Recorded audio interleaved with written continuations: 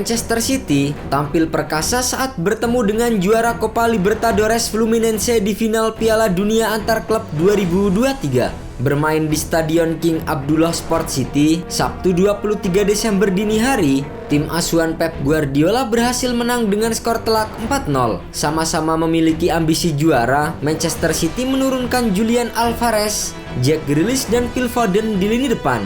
Sementara itu, Fluminense mengandalkan Germán Cano, Felipe Melo hingga Marcelo yang menjadi andalan di lini belakang. Menariknya, Manchester City yang langsung tampil menekan sejak awal laga langsung unggul di menit pertama partai final.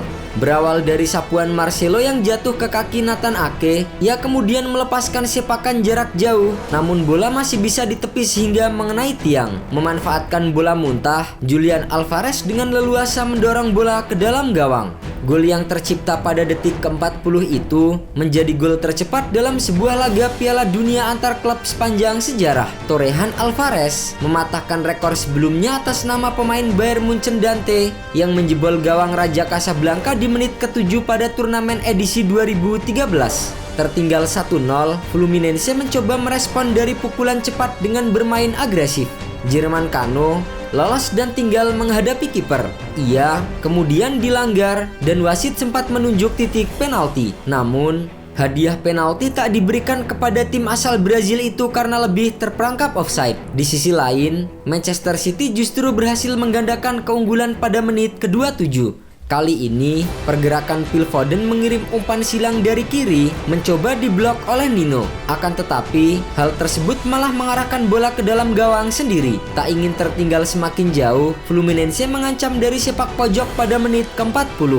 Umpan lambung Keno disambar oleh John Arias, namun bola ditepis saja oleh Ederson. Manchester City merespon dengan percobaan dari Jack Grealish 2 menit kemudian. Namun, kiper Fabio dalam posisi siap untuk menghalau sepakan pemain timnas Inggris itu. Babak pertama pun berakhir dengan keunggulan 2-0 untuk Manchester City. Di babak kedua, Manchester City kembali mengancam lewat aksi dari Phil Foden. Namun, upaya yang dilakukannya masih bisa dihalau oleh Fabio. Setelah berkali-kali menggempur para pemain The Citizens, Fabio yang kewalahan akhirnya kembali kebobolan pada menit ke-72. Fluminense tak bisa mengamankan bola dengan baik sehingga Alvarez bisa menusuk dari kiri dan mengirim umpan silang. Foden dengan leluasa mendorong bola ke dalam gawang. Tak cukup sampai di situ. Pada menit ke-89, Manchester City berhasil mencetak gol keempat. Matheus Nunes leluasa menerima bola di sisi kanan dan umpan silangnya diterima Alvarez di tengah kotak penalti. Dengan tenang, ia mengarahkan sepakan ke pojok kiri bawah gawang. Tak ada gol lagi tercipta di sisa waktu dan Manchester City berhasil menjadi juara Piala Dunia Antar Klub tahun 2023. Sejarah berhasil diciptakan oleh Manchester City di Piala Dunia Antar Klub tahun ini. Mereka menjadi tim Inggris pertama yang bisa langsung meraih gelar juara Piala Dunia Antar Klub pada keikutsertaan perdananya. Kesuksesan yang patut untuk dirayakan oleh The Citizens. Namun, ketika momen selebrasi, keributan justru terjadi saat Kyle Walker terlibat cekcok dengan bintang senior Fluminense yang pernah membela Juventus, Felipe Melo. Walker dan Melo tampak saling cengkram dan terlibat adu mulut. Keributan itu segera menyita atensi pemain-pemain lain yang kemudian mencoba mendekat untuk memisahkannya. Jack Grealish menjadi salah satu pemain Manchester City yang menarik Walker agar tidak meneruskan perkelahiannya dengan Felipe Melo. Belum diketahui apa penyebab konflik Walker dengan Melo. Satu hal yang pasti, Melo melalui malam yang berat bersama dengan Fluminense. Tim kampiun Copa Libertadores 2023 itu tak bisa berbuat banyak kala menghadapi gempuran dari Manchester City. Di sisi lain, keberhasilan menaklukkan Fluminense di final Piala Dunia Antar Klub 2023 menegaskan tahun gemilang Manchester City. Sepanjang 2023, pasukan Pep Guardiola berhasil menyabet 5 trofi. Kelima trofi tersebut adalah Liga Inggris, Piala FA, Liga Champions, Piala Super Eropa, dan Piala Dunia Antar Klub.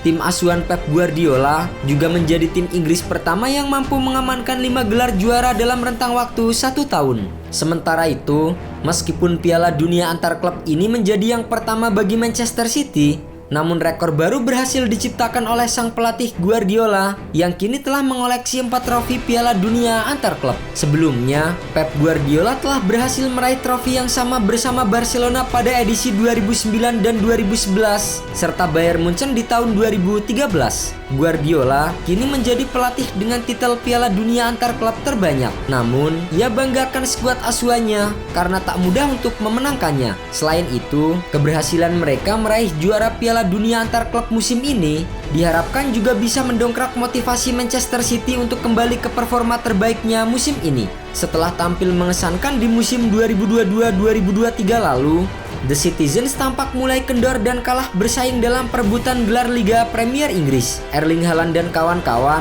saat ini harus terlempar ke posisi 4 klasemen sementara dengan 34 poin dari 17 pertandingan. The Citizens tertinggal 5 poin dari Arsenal dan Liverpool yang di posisi teratas, serta 4 poin dari tim kejutan Aston Villa. Jika tidak segera berubah, bukan tidak mungkin peraih treble winners musim lalu itu akan kehilangan gelar mereka di Liga Premier Inggris musim ini.